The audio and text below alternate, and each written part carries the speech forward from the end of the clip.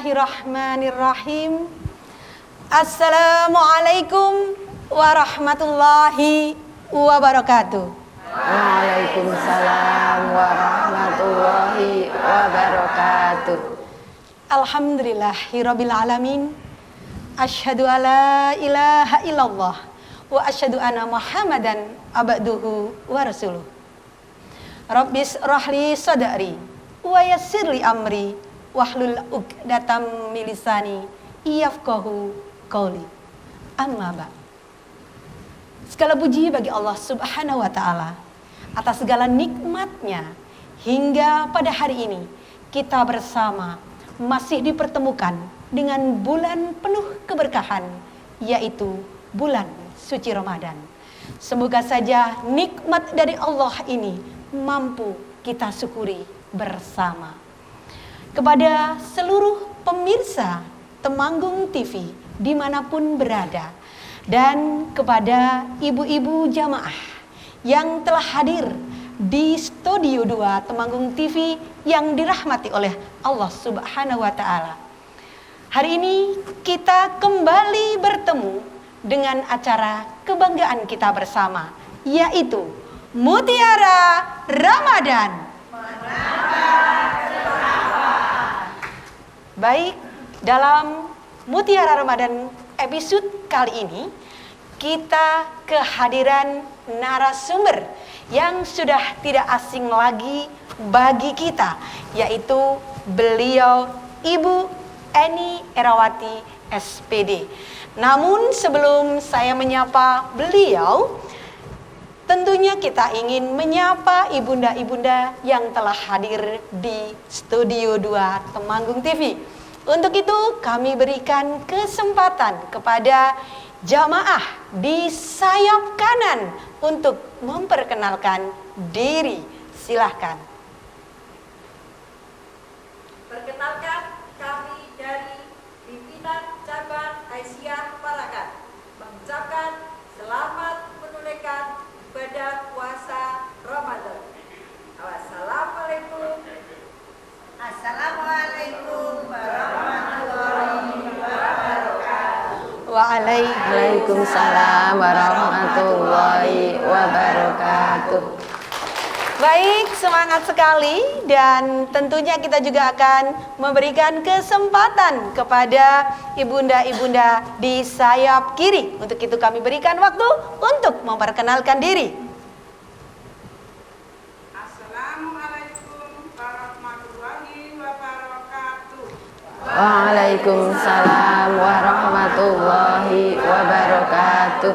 Perkenalkan, kami dari pesantren Sariar Asyifa Aisyah Temanggung. PSAA beriman, bertakwa, sholihah. Baik, ibunda-ibunda dari PCA Paraan dan PSAA Temanggung sudah hadir di studio dalam rangka membersamai kita bersama. Kita akan menyapa narasumber kita pada hari ini, beliau Ustadzah Eni Erawati, yang akan membahas tentang sebuah tema yang sangat dekat dan real dibutuhkan untuk kita semuanya. Tema pada episode kali ini adalah fikih puasa bagi wanita. Baik, langsung saja saya sapa beliau. Assalamualaikum Ustadzah. Waalaikumsalam warahmatullahi wabarakatuh. Waduh, hari ini kelihatannya sangat ceria.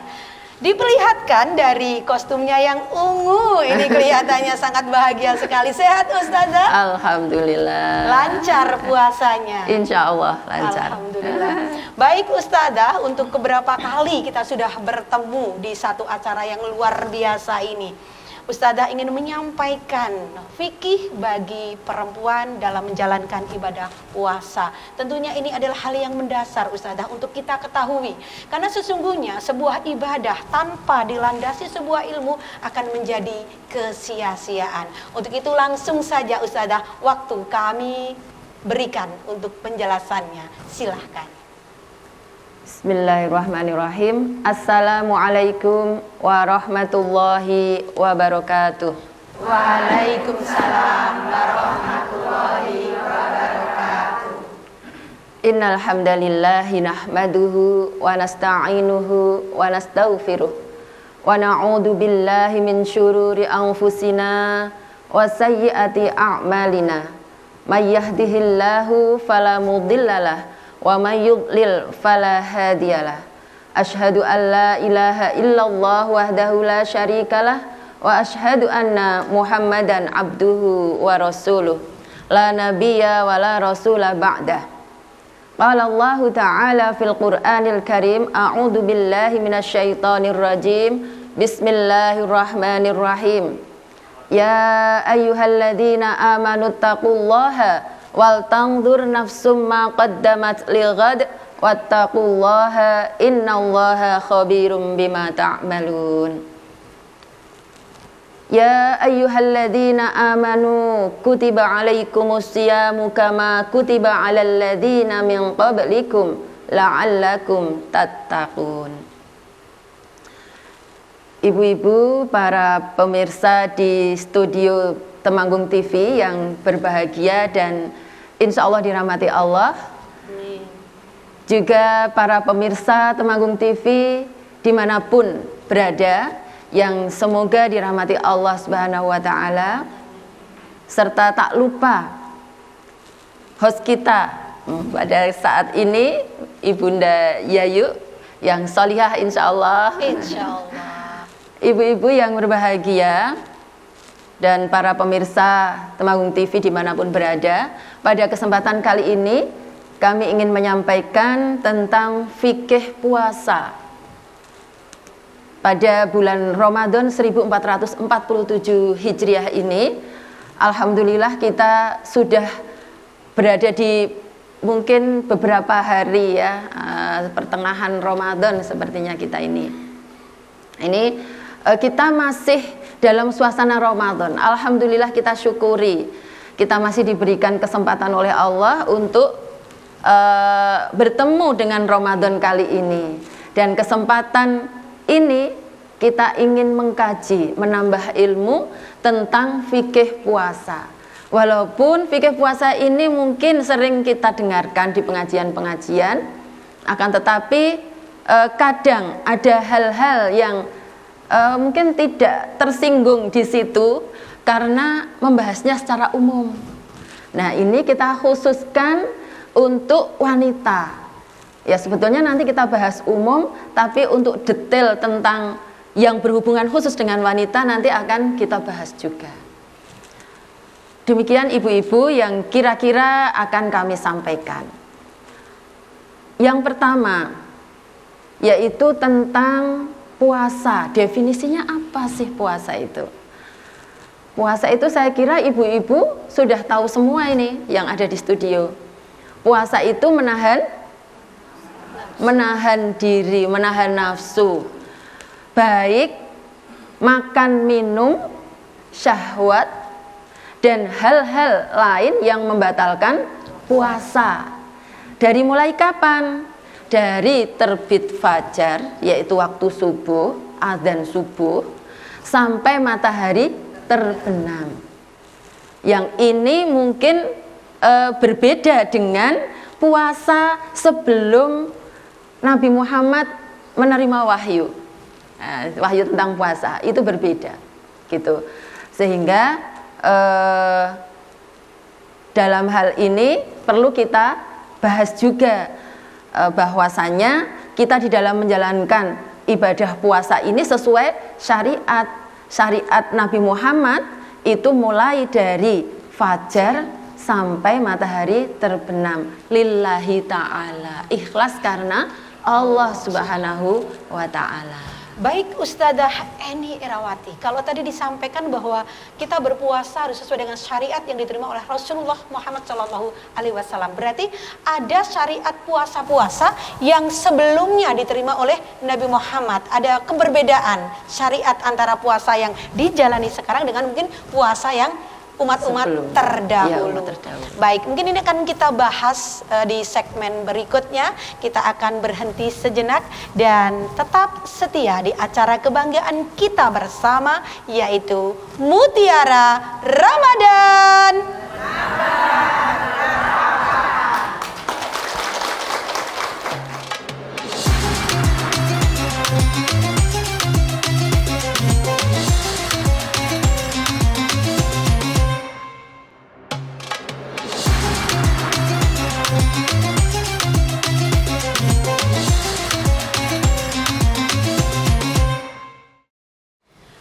Baik, kembali lagi bersama acara kebanggaan kita bersama, Mutiara Ramadan. Baik Ustadzah Eni Rawati, tadi di segmen sebelumnya sudah kita bincangkan apa itu pengertian puasa, dan ternyata puasa syariat Rasulullah Muhammad SAW itu sedikit berbeda dengan umat-umat sebelumnya. Mungkin ada sedikit penjelasan terlebih dahulu Ustadzah mengenai ini. Ya, memang syariat puasa ketika Rasulullah mendapatkan wahyu Quran surat Al-Baqarah ayat 183 yang saya sampaikan tadi, itu ada puasa syariat yang dulu, ya, Islam yang dulu, nabi-nabi terdahulu. Seperti contohnya Nabi Musa, itu ada syariat puasa 40 hari berturut-turut. Iya. Nabi Daud ada syariat puasa sehari, sehari berikutnya tidak puasa, hari berikutnya puasa lagi, selang-seling. Iya.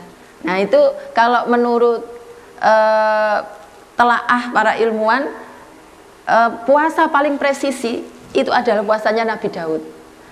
Karena sehari puasa, sehari tidak. Kemudian sebelum wahyu puasa Ramadan itu sebetulnya umat Islam waktu itu masih menjalankan puasa juga zamannya Nabi Muhammad, yaitu puasa 3 hari setiap bulannya atau kita sebut Ayyamul Bid. Iya, Ya. Ayyamul Bid. Dulu itu menjadi kewajiban mereka kaum muslimin waktu itu. Gitu. Dulu berarti wajib itu. Ya. Oh, begitu. Kemudian setelah turun syariat tentang Ramadan ini, kemudian yang 3 hari atau Ayyamul Bid tadi menjadi puasa sunnah. Gitu. Nah ini jadi ada perbedaan. Nah sekarang yang kita ikuti siapa? Yang kita ikuti adalah Nabi Muhammad. Puasa-puasa yang lain seperti puasa Daud itu karena Rasulullah juga merekomendasikan sebagai puasa sunnah, kita boleh melakukan. Itu puasa sunnah terbaik. Seperti itu. Iya, Baik, kita lanjutkan untuk masalah fikih puasa. Yang kita bahas sekarang ini adalah tentang syarat wajib puasa. Jadi syarat wajib ini adalah orang yang memenuhi syarat ini dia wajib berpuasa. Apa syaratnya? Yang pertama, Islam, Muslim. Ini ada di dalam Quran surat Al-Baqarah ayat 183 tadi. Ya ayyuhalladzina amanu kutiba alaikumussyiyam.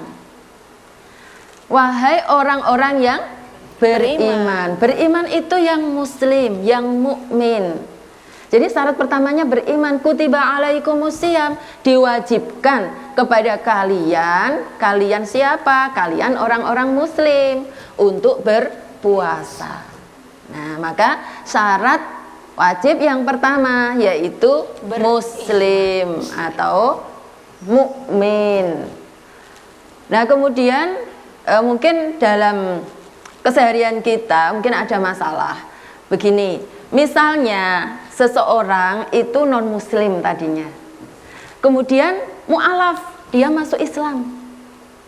Terus apakah yang kemarin-kemarin itu puasanya, kan dia sudah balik ya, dia sudah balik misalnya umur 30 tahun baru masuk Islam. Iya. Nah, berarti masa baliknya sampai masa dia masuk Islam apakah harus dibayar? Betul. Puasanya apakah diqadha? Ternyata tidak. Karena selama, kalau di dalam persyaratannya ini ya, karena selama dia bukan muslim, maka dia tidak punya kewajiban berpuasa. Jadi tidak diqadha.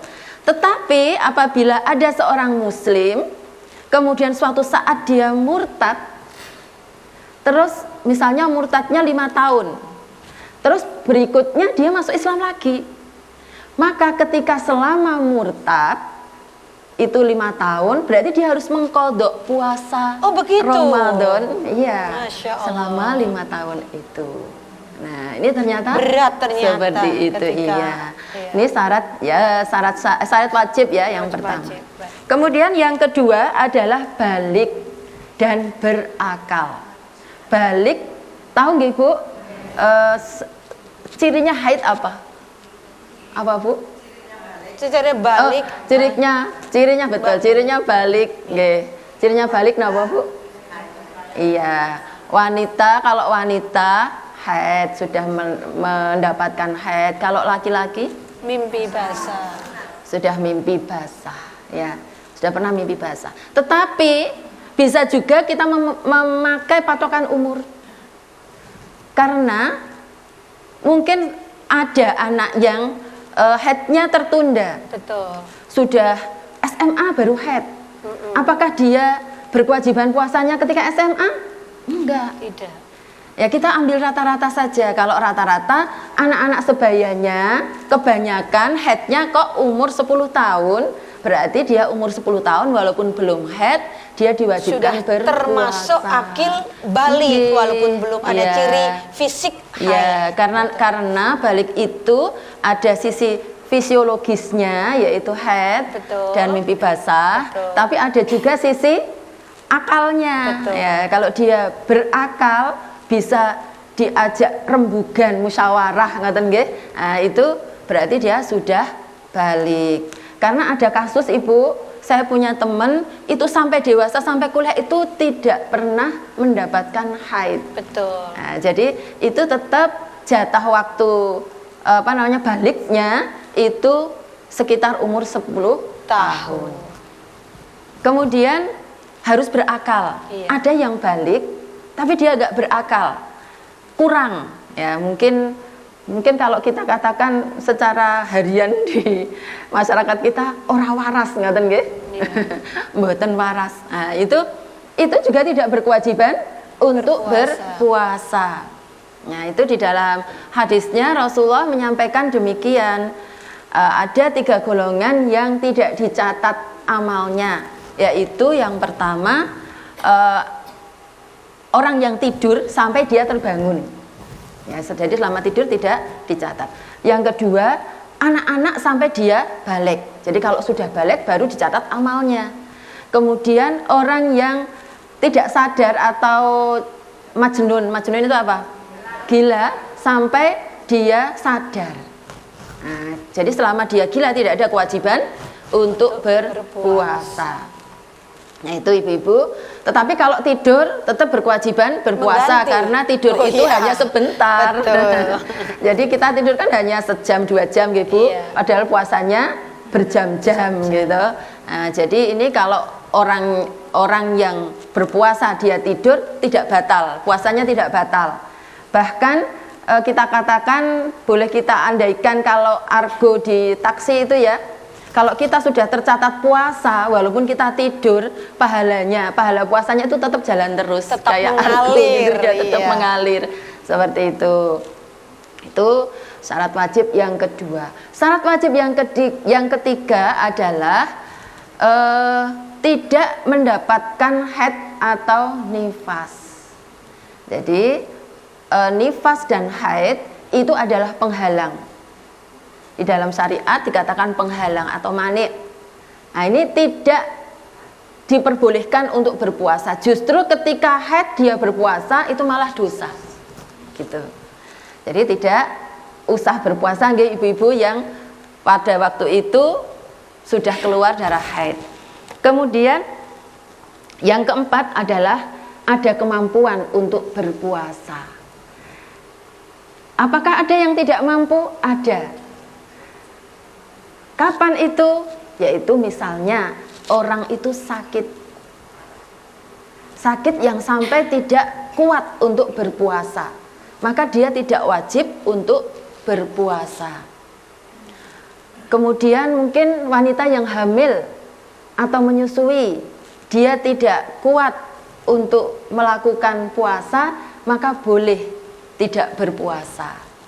Nah, maka kalau wanita ini nanti boleh dia nyaur utang setelahnya, boleh juga apa Bu? Membayar fidyah. Ya. Kalau wanita haid dia harus membayar Mengganti hutang puasa, puasa. mengganti puasa di lain hari di luar bulan Ramadan. Wanita haid dan wanita nifas wajib membayar puasa, membayar dengan cara puasa nggih. Kemudian kalau wanita yang hamil atau menyusui itu boleh membayar fidyah saja, boleh juga membayar qadha, karena ada beberapa pendapat ulama. Gitu. Baik. Ustadzah Eni Irawati, tadi sudah dijelaskan bahwasanya syarat wajib puasa diantaranya sudah dijabarkan oleh beliau. Tentunya kita masih pengen mempelajari lebih dalam tentang fikih-fikih puasa bagi seorang perempuan lainnya. Para pemirsa Temanggung TV dan jamaah yang hadir di Studio 2 Temanggung TV, kita akan break sementara dan tetap setia di acara kebanggaan kita bersama Mutiara Ramadan.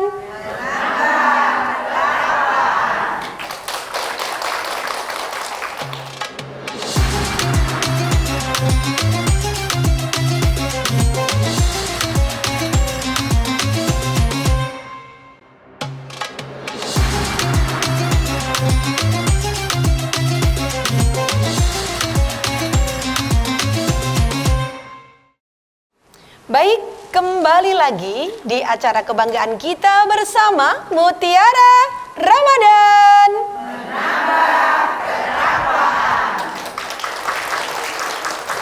Para pemirsa Temanggung TV dimanapun berada, dan kepada jamaah yang hadir di Studio 2 Temanggung TV yang dirahmati Allah. Tadi sudah kita pahami syarat-syarat berpuasa dari penjelasan Ustadzah Eni Irawati, di mana Ustadzah Eni Irawati ini yang menarik adalah beliau sebagai salah satu pengajar di Pondok Pesantren Modern As-Salam, yaitu jurusannya matematika, tetapi mempunyai kemampuan pemahaman keagamaan yang lebih baik. Beliau merupakan istri dari Ustadz Lanang Mudadi. Baik, kembali lagi ke Ustadzah. Mungkin kalau tadi sudah disampaikan tentang syarat wajibnya, kemudian mungkin akan muncul kewajiban ini diterapkan kepada siapa dan siapa yang berhak memperoleh kemudahan ataupun rukhsahnya, begitu. Baik, mungkin Ustadzah bisa menjelaskan lebih lanjut. Silahkan. Ya, terima kasih Bu Yayu. Ibu-ibu pemirsa di studio yang berbahagia dan juga pemirsa Temanggung TV dimanapun berada, kita lanjutkan pembahasan kita tentang syarat wajib puasa.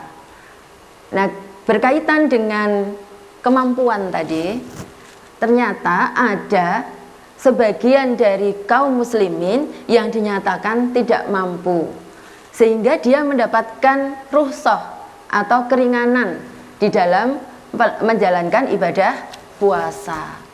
Siapakah itu? Yang pertama adalah kaum lansia, lanjut usia.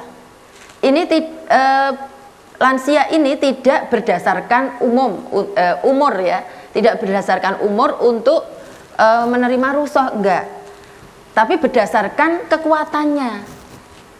Beliau kuat atau tidak menjalankan puasa. Sehingga kalau ada di rumah kita atau tetangga kita sudah cukup usia, sudah lanjut, kemudian merasa tidak mampu berpuasa, jangan dipaksa. Nah, ketika dia tidak bisa berpuasa, maka kewajibannya adalah membayar fidyah. Karena kalau dia menyatakan diri tidak mampu karena usianya yang sudah renta, dia tidak mampu berpuasa, kan tidak bisa ditunggu kapan kuat puasa, gitu Bu. Nah, maka di sini digantikan dengan fidyah. Fidyah itu diberikan kepada kaum fakir miskin sebanyak 1 mud untuk setiap harinya. 1 mud itu sekitar 6 on. Dalam hitungan makanan pokok nggih, misalnya kita beras ya, beras 6 on itu untuk menggantikan 1 hari. Kalau selama 30 hari berarti kalikan sendiri, gitu ya Bu. Ini yang pertama lansia. Kemudian yang kedua adalah wanita hamil dan menyusui. Nah, wanita hamil dan menyusui ini ada beberapa jenis. Ya, mungkin di antara ibu-ibu juga ada yang pernah hamil atau menyusui tapi tetap kuat berpuasa. Itu ada. Ada juga yang malah kalau hamil itu malah senang berpuasa. Kenapa? Karena kalau tidak puasa malah muntah terus gitu. Karena enek gitu ya. Nah, sehingga kalau puasa malah senang. Nah, itu. Jadi ini wanita hamil dan menyusui, ini ada juga golongan yang mampu berpuasa, silahkan berpuasa. Kalau yang tidak mampu berpuasa, maka dia boleh pilihannya boleh mengqadha di hari setelahnya atau membayar fidyah. Nah, gitu. Jadi, nah ini perlu dikonsultasikan kepada dokter atau bidan ya yang tahu tentang kesehatan ibu hamil. Kalau memang diperkirakan membahayakan kondisi ibunya atau anaknya, maka dia tidak usah berpuasa. Nah, itu untuk yang kedua. Kemudian golongan yang ketiga yaitu orang yang sakit. Ya, orang yang sakit ini juga tergantung sakitnya. Ada sakit itu yang menahun, kronis, nggak sembuh-sembuh, dan untuk ditunggu kesembuhannya itu sulit. Nah, maka dia berkewajiban membayar fidyah. Tetapi ada juga sakit yang kira-kira nanti sembuh. Gitu ya. 2 hari, 3 hari berikutnya insya Allah sembuh. Maka kalau seperti itu dia wajib membayar qadha puasa di hari yang lain. Itu yang ketiga. Kemudian yang keempat adalah seseorang yang melakukan safar. Safar perjalanan jauh. Nah, orang yang safar walaupun sehat boleh untuk tidak berpuasa. Rasulullah sendiri sudah pernah mempraktekkan di antara para sahabatnya itu ketika perjalanan jauh mau perang itu ada sebagian sahabat yang tetap berpuasa, ada sebagian sahabat yang tidak berpuasa karena mengambil rukhsah, mengambil keringanan itu. Kemudian sahabat itu diperbolehkan oleh Rasulullah untuk berpuasa dan yang lain untuk tidak berpuasa itu boleh. Okay. Nah itu ibu-ibu kapan dianggap safar itu kalau perjalanannya jauh? Kalau dari rumah ke pasar ya enggak ya Bu? Ada jarak yang iya, jaraknya itu sekitar 81 km. Itu kita sudah keluar kota. Iya. Okay. Nah ini untuk yang mendapatkan keringanan, kemudahan. Ya. Kemudian perjalanannya tidak untuk maksiat. Nah, safarnya ini tidak untuk maksiat. Maka ini ada keringanan. Itu untuk masalah yang dapat rukhsah. Iya.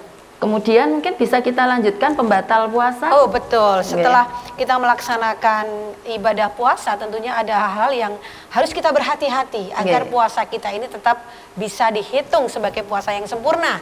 Nah kira-kira hal apa yang membatalkan puasa ini? Ada hal-hal yang membatalkan puasa ibu-ibu, ini perlu kami sampaikan karena mungkin sepanjang perjalanan kita berpuasa nanti di tengah-tengah kita akan menemui hal-hal ini. Ada pembatal-pembatal puasa, ada banyak lumayan.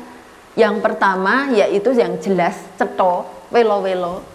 Itu adalah makan dan atau minum. Ya, makan atau minum. Makan sedikit ataupun makan banyak itu membatalkan puasa. Kecuali yang lupa mungkin kecuali yang lupa. Diberi lupa. Ada orang yang lupa makan 1 piring sampai kenyang. Itu rezeki Ustaz. Itu rezeki. Dan ulama berbeda pendapat. Misalnya saya lupa puasa tapi makan. Terus Bu Yayu lihat. Nah ini Bu Yayu harus mengingatkan saya segera apa nanti setelah habis piring saya. Nah ini iya, ternyata ulama berbeda pendapat itu. Ada yang mengatakan segera ditegur, Memberitahu, iya. memberitahu karena dia membuat kesalahan itu harus segera diberitahu. Itu ada ulama yang berpendapat seperti itu. Tapi ada ulama yang berpendapat nanti kalau sudah selesai makannya. Kenapa kok sudah selesai makannya? Karena makannya itu adalah rezeki dari Allah. Berarti kita menghambat rezekinya. Ada yang seperti itu. Nah ini monggo ibu-ibu, kalau kita mungkin lebih cenderung apa Bu? Yang pertama, Yang pertama, segera mengingatkan. segera mengingatkan ketika teman kita lupa, kita tahu ini mesti lupa ini gitu ya. Nah, maka ini kita ingatkan. Yang kedua, Ustazah. Yang kedua adalah berhubungan suami istri di siang hari, Bu. Yang Oh, di malam membatalkan masih puasa. boleh ya, Ustaz? Nah, yang malam boleh. Malamnya boleh, nggak kuat kalau sebulan ya. Kalau siang tidak boleh. Bahkan ini ada denda. Dendanya adalah puasa. Ini bagi yang laki-laki, dendanya adalah puasa berturut-turut selama 2 bulan. Masya Allah, Ya. berat sekali. Kalau tidak bisa, maka harus memerdekakan budak. Kalau konversi sekarang, pengertian memerdekakan budak. Ada pilihan lain, Iya. yaitu bersedekah. Ya. Bersedekah sebanyak 60 orang. Untuk 60 orang. Tadi yang sedekahnya satu harinya 1 mud. Oh, Jadi betul. berarti kalau itu 60 berarti 60 kali 1 mud. Satu mud, Ya, iya. itu. Nah ini tapi diambil yang pertama dulu. Kalau dia tidak mampu, Tidak yang mampu, kedua. yang kedua. Kalau tidak mampu lagi yang ketiga. Insya Allah tetap ada jalan. Baik. Oke. Baik Ustazah, tadi menarik sekali bahwasannya ketika kita menjalankan ibadah puasa, walaupun mungkin banyak hadis mengatakan bahwa pintu surga dibuka seluas-luasnya, kemudian setan ditali sedemikian rupa, pintu neraka ditutup sekuat-kuatnya, tetapi tetap saja pasti ada godaan. Semoga saja kita dimasukkan sebagai golongan orang-orang yang berpuasa dengan sempurna dan mendapatkan pahalanya. Baik, tetap setia di acara kebanggaan kita bersama. Setelah ini kita akan kembali lagi di acara Mutiara Ramadan.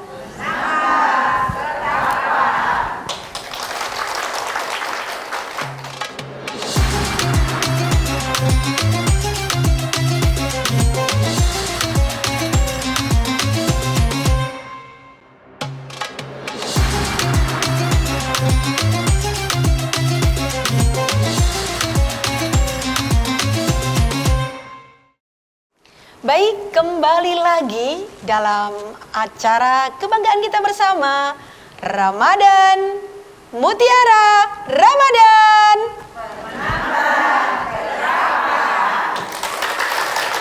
Baik, seluruh pemirsa Temanggung TV dimanapun berada dan kepada ibunda yang hadir di Studio 2 Temanggung TV.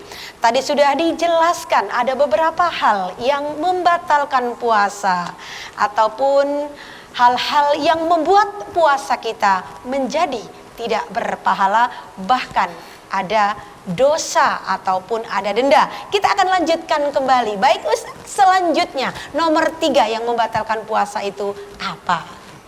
Ya, terima kasih. Kita lanjutkan berikutnya pembatal puasa. Yang ketiga, yaitu murtad.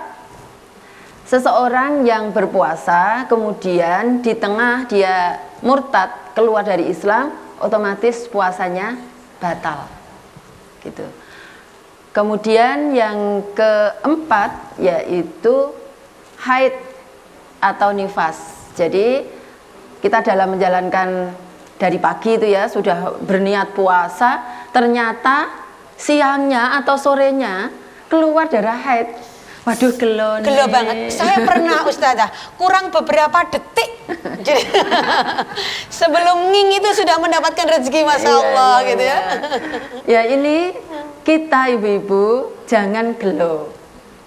Kenapa? Karena puasa kita tetap dapat pahala itu.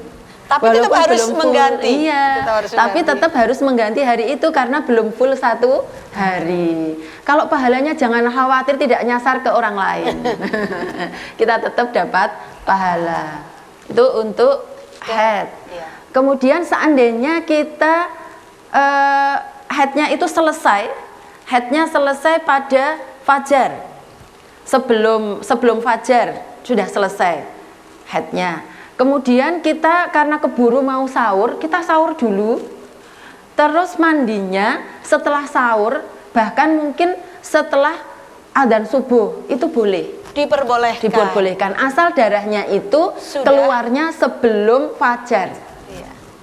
Ya, termasuk ketika junub. Ya, ketika junub, ini ibu-ibu yang masih punya suami mungkin sok junub ya. Itu juga begitu. Kita tidak harus mandi dulu sebelum sahur, tapi boleh sahur dulu baru mandi. Yang penting ketika melaksanakan sholat subuh sudah dalam keadaan Bersuci, iya. Itu yang keempat. Kemudian yang kelima yaitu hilang akal. Hilang akal itu bisa pingsan misalnya. Nah, pingsan itu dalam jangka waktu yang agak lama ya kalau pingsan itu ya. Kemudian beda dengan orang tidur kalau pingsan itu. Kalau pingsan itu benar-benar nggak sadar. Nah ini pingsan itu hilang akal. Nah ini batal puasanya. Maka dia harus mengganti di hari yang lain. Kemudian yang keenam, muntah dengan sengaja. Ya, sengaja dilugek misalnya, itu sehingga muntah. Kemudian mengeluarkan mani dengan sengaja. Nah ini mungkin untuk bapak-bapak ya, pemirsa di rumah. Itu kalau mengeluarkan mani, walaupun tanpa berhubungan dengan pasangan, itu tetap batal. Dengan sengaja ya, kalau nggak sengaja nggak apa-apa. Kemudian yang terakhir, yang kedelapan, yaitu masuknya sesuatu barang yang kasat mata ke dalam rongga tubuh kita, misalnya ke mulut, ke hidung, ke telinga. Nah, misalnya kita pakai obat tetes telinga kan sampai sini nggak? Akhirnya sampai ke tenggorokan ya, semuanya Iya, bermuara. obat mata juga bermuaranya ke sini. Iya. Nah itu tidak boleh, gitu. Kalau yang tidak kasat mata itu apa? Yang tidak kasat mata misalnya udara, kita kan bernafas memasukkan udara gitu. Iya. Nah, ini boleh. Nah, nggak boleh malah pingsan gitu ya, Bu. Nah, ini yang tidak boleh masuk itu adalah yang kasat mata. Itu untuk masalah pembatal puasa. Baik Ustadzah, mungkin muncul sebuah pertanyaan di sini sebelum mungkin saya lempar kepada jamaah yang hadir di sini. Ketika pembatal puasa yang ketujuh tadi adalah memasukkan kasat mata ke rongga-rongga atau lubang bagian tubuh kita, itu yang sering terjadi atau dialami adalah kemasukan air ketika satu berenang atau berwudu gitu. Nah, berarti ketika kita dalam keadaan berpuasa mungkin lebih baik menghindari olahraga yang bisa menimbulkan pembatal puasa, seperti berenang tadi. Karena seringkali bertanya, kalau saya renang gimana di saat puasa, boleh apa tidak? Sebenarnya kita kembali kepada kehati-hatian ya. Ketika nanti ada air masuk ke dalam rongga badan kita, itu bisa dikategorikan sebagai pembatal puasa. Iya, betul.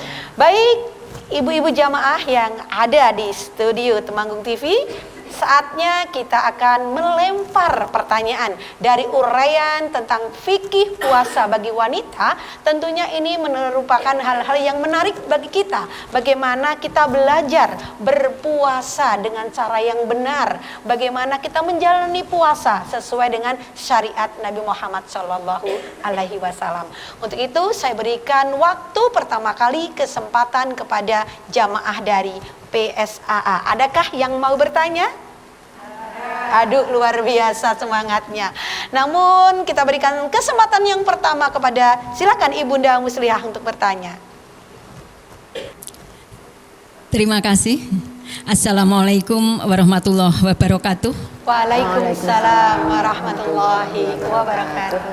Perkenalkan, nama saya Muslika dari Pesantren Senior Asyifa Aisyah Temanggung. Alhamdulillah Ustadzah, tadi sudah dijelaskan panjang lebar terkait dengan puasa wanita yang hamil dan menyusui. Di sini kami ingin perlu penjelasan kembali terkait dengan wanita yang boleh tidak puasa, yaitu wanita menyusui dan hamil. Untuk terkait dengan pembayaran fidyah, perlu dijelaskan kembali karena kami orang tua di sini banyak mempunyai anak-anak di rumah yang insya Allah ada yang baru hamil dan ada yang baru menyusui. Untuk itu kami perlu dijelaskan kembali terkait hal tersebut. Terima kasih. Assalamualaikum warahmatullahi wabarakatuh. Waalaikumsalam warahmatullahi wabarakatuh. Baik Us, kelihatannya mungkin ini bagaimana cara pembayaran fidyah ya bagi saudara kita, ibu-ibu yang mungkin sedang mengalami hamil dan menyusui. Bagaimana, apakah mungkin cukup membayar fidyah saja? Karena ada yang menyatakan bahwa ya tetap harus mengganti di lain waktu, bayar fidyah juga tetap harus mengganti waktu. Bagaimana Us untuk mengenai ini?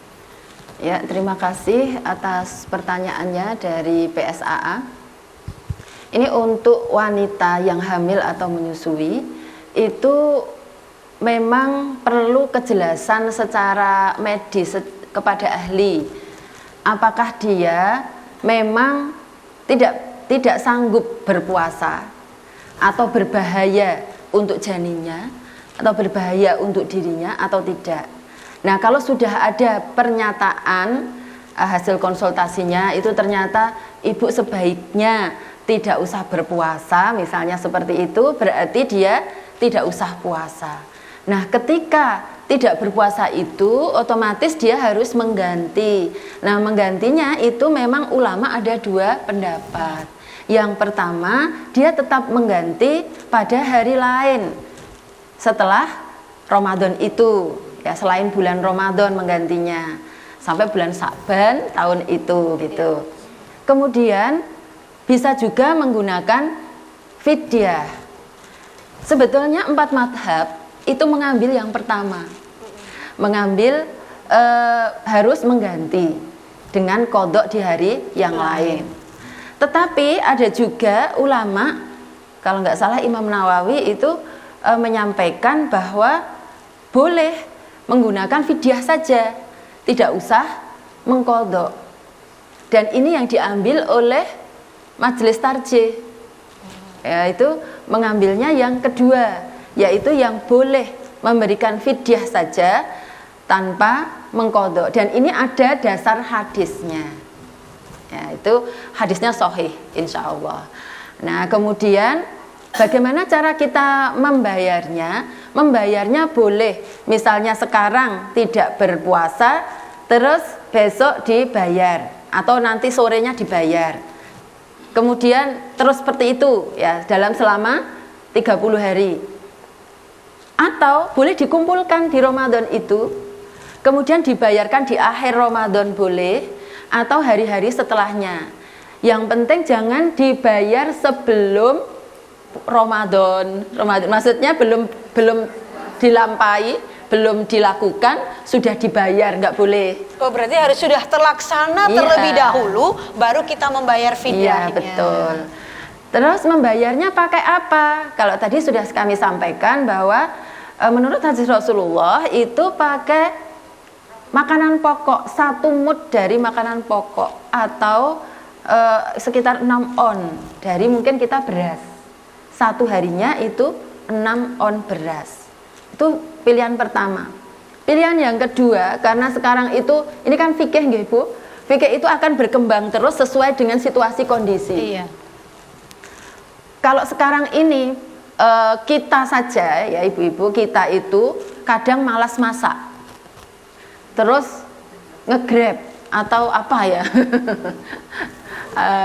GoFood dan sebagainya. Pokoknya minta pesen online gitu ya.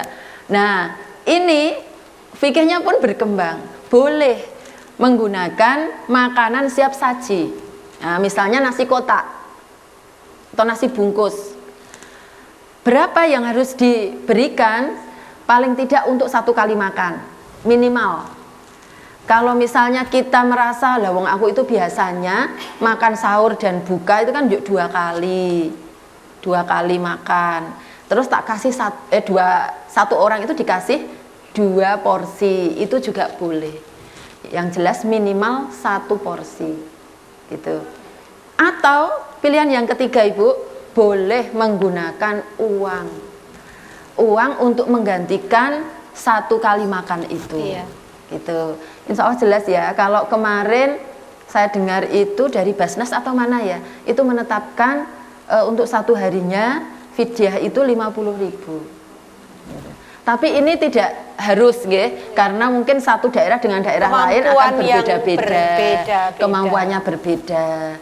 Itu minimalnya untuk 1 kali makan. Ngaten Bu Yai. Baik, jadi pertanyaan dari Ibunda Muslihah tadi semakin memantapkan kita bahwa Majelis Tarjih sudah menetapkan bahwasanya seorang perempuan yang sedang mengalami nifas ataupun mengalami melahirkan, menyusui, boleh mengganti puasa Ramadannya dengan fidyah. Adapun fidyah adalah sejumlah 1 mud setiap hari. Insya Allah bisa menjadi pedoman bagi kita bersama. Maaf, baik, untuk nifas enggak? oh nifas tidak ya? Nifas dan haid itu harus mengganti. Ya. Padahal nifas 60 hari juga harus mengganti. Ada yang nifas kan sampai 40 hari. Iya. Tapi kan kita puasanya tetap 30 hari kan. Oh iya betul. Iya. Berarti untuk nifas ini tidak tergolong yang mendapatkan rusuh. Fidyah. Iya. Tidak boleh fidyah. Tidak boleh fidyah. Tetapi bagi ibu-ibu yang hamil dan menyusui. Saya ulangi bahwa bagi ibu-ibu, bagi kaum perempuan, bagi wanita yang sedang qadarullah mendapatkan rezeki dari Allah hamil dan menyusui, boleh membayar fidyah, yaitu 1 hari 1 mud, dan tentunya tergantung dari yang kita makan. Kalau kita makan beras, insya Allah 1 mudnya adalah 1 mud beras. Tetapi mungkin bagi golongan tertentu yang makannya itu gandum, sagu, atau dengan makanan mewah yang lain, tentunya harganya harus menyesuaikan. Baik, masih ada 1 segmen lagi yang tentunya nanti memberi kesempatan juga bagi ibunda untuk masih bertanya. Untuk itu tetap bertahan, tetap stay di acara kebanggaan kita bersama, yaitu Mutiara Ramadan. Menambah ketakwaan.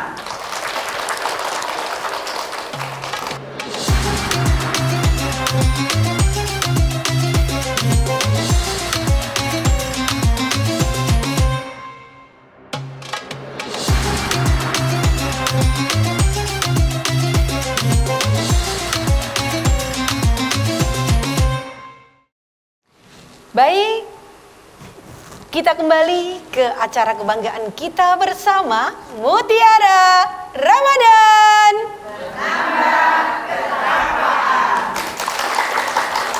Setelah kita belajar bersama tentang fikih puasa bagi wanita, ternyata kita semakin paham bahwa agama Islam adalah agama yang teramat meringankan hamba-hambanya. Agama Islam adalah agama yang indah, yang memberikan kesempurnaan, memberikan kemudahan. Di antaranya adalah bulan suci Ramadan tadi, ada beberapa keringanan, kemudahan rusuh bagi perempuan yang sedang berhalangan. Untuk kali ini kita akan memberikan kesempatan kepada jamaah yang ada di studio untuk bertanya kembali. Untuk itu kesempatan berikutnya kami berikan kepada PCA Paran untuk bertanya. Adakah yang mau bertanya? Masya Allah Ustazah, ternyata waktu 60 menit itu sangat pendek sekali. Antusiasnya begitu luar biasa. Baik, kesempatan saya berikan kepada Ibunda Nini yang ingin bertanya, silahkan.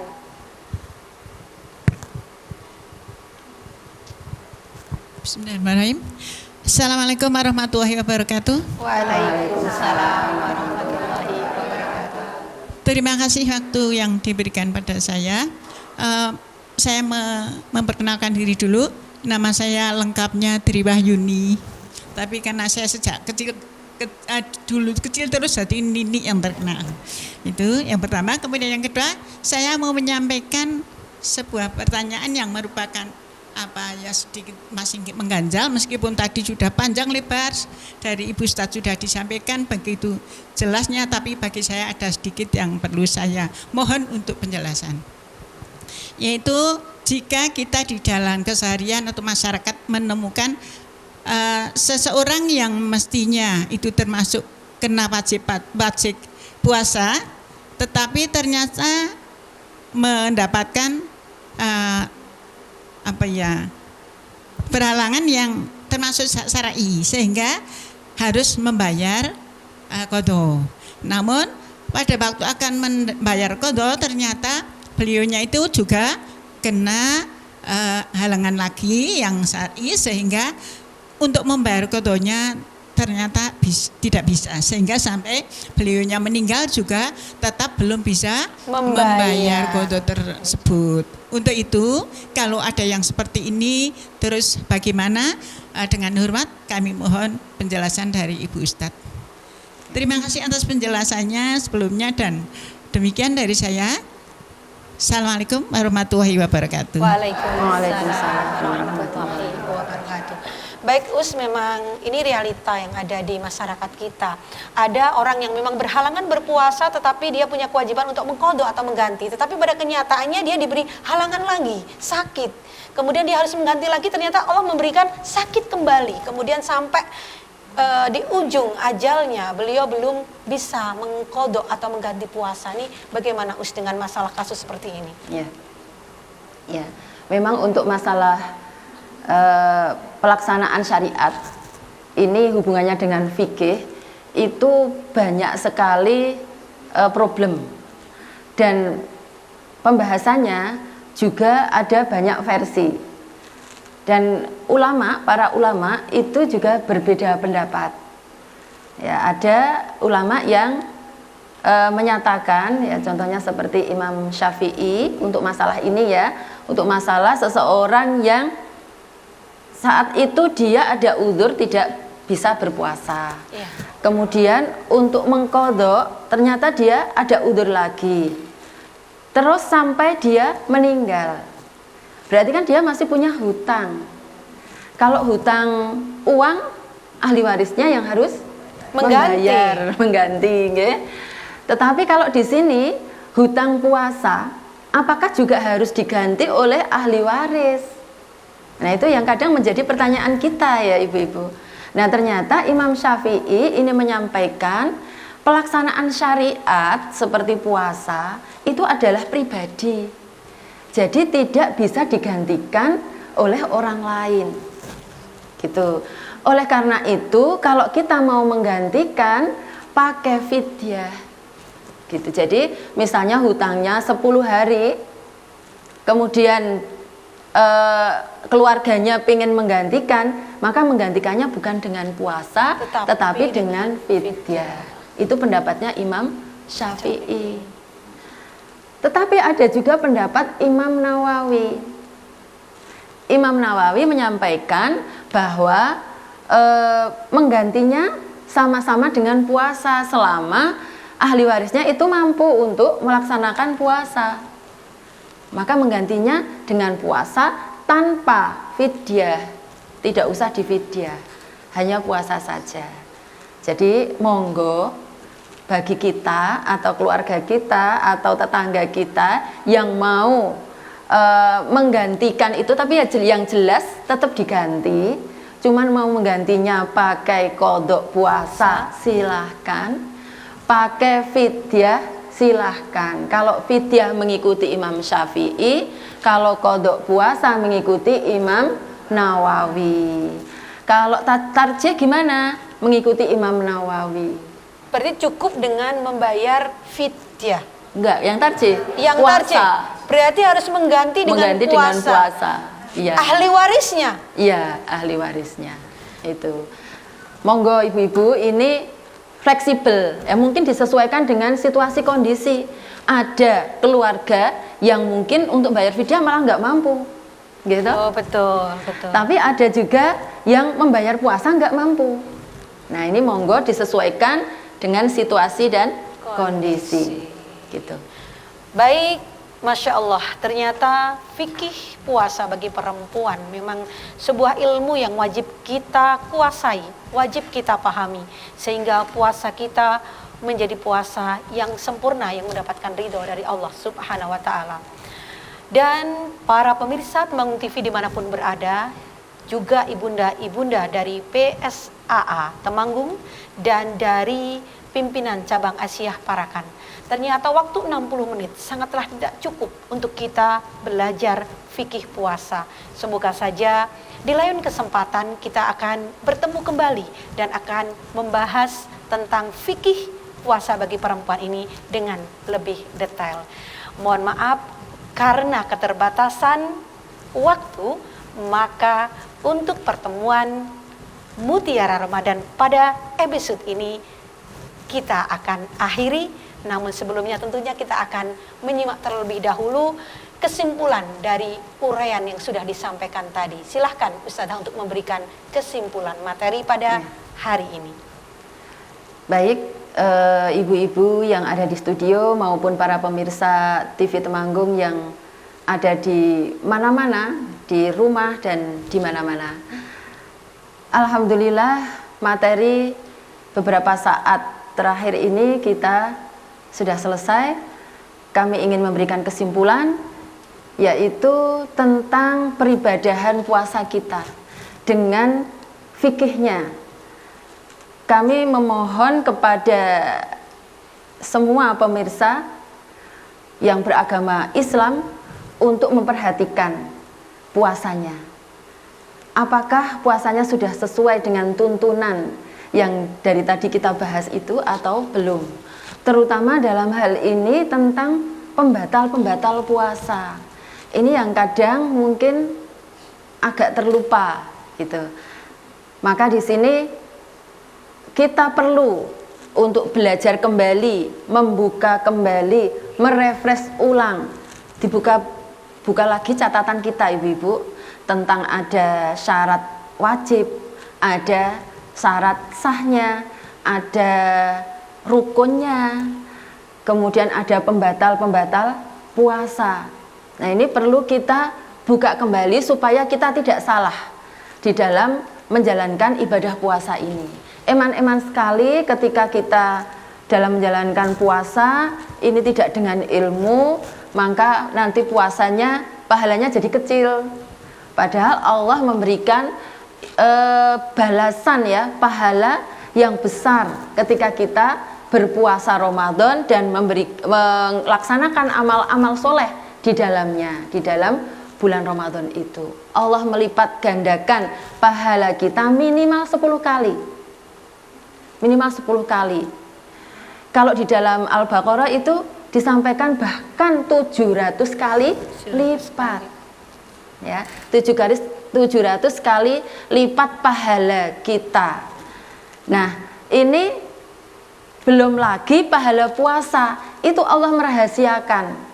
Berapa pahala yang akan disampaikan kepada kita, itu dirahasiakan oleh Allah. Mengapa? Karena puasa itu adalah untukku, untuk Allah. Maka pahalanya terserah aku. Terserah Allah itu berarti tidak hanya kecil, tapi besar. Dan itu dirahasiakan. Itu. Masya Allah, subhanallah. Betapa beruntungnya kita yang pada tahun ini, pada bulan Ramadan ini, Allah masih memberikan kesempatan untuk kita bertemu kembali. Kita berdoa, semoga di Ramadan yang akan datang, Allah kembali mempertemukan kita semuanya dengan bulan yang penuh keberkahan. Dan kita berdoa, semoga saja puasa yang kita lakukan bersama adalah puasa yang lillahi ta'ala, puasa karena ridho, mendapatkan pahala semata dari Allah Subhanahu wa Ta'ala. Baik para pemirsa Temanggung TV dimanapun berada, dan kepada jamaah yang berada di studio Temanggung TV, tibalah di penghujung acara. Kami ucapkan terima kasih jayakumullah khairan kasir kepada seluruh pemirsa Temanggung dan kepada seluruh jamaah yang telah hadir di Studio 2 Temanggung. Tidak lupa saya ucapkan terima kasih pula kepada narasumber Sama-sama. kita pada hari ini. Semoga waktu yang telah beliau sedekahkan kepada kita dibalas oleh Allah dengan Amin. balasan yang berlipat ganda. Baik, saya Yayu Trirahayu dan narasumber Ustadzah Eni Erawati SPD mohon diri. Semoga saja kita bertemu di episode selanjutnya. Wabillahi taufik wal hidayah. Wassalamualaikum warahmatullahi wabarakatuh. Waalaikumsalam warahmatullahi wabarakatuh.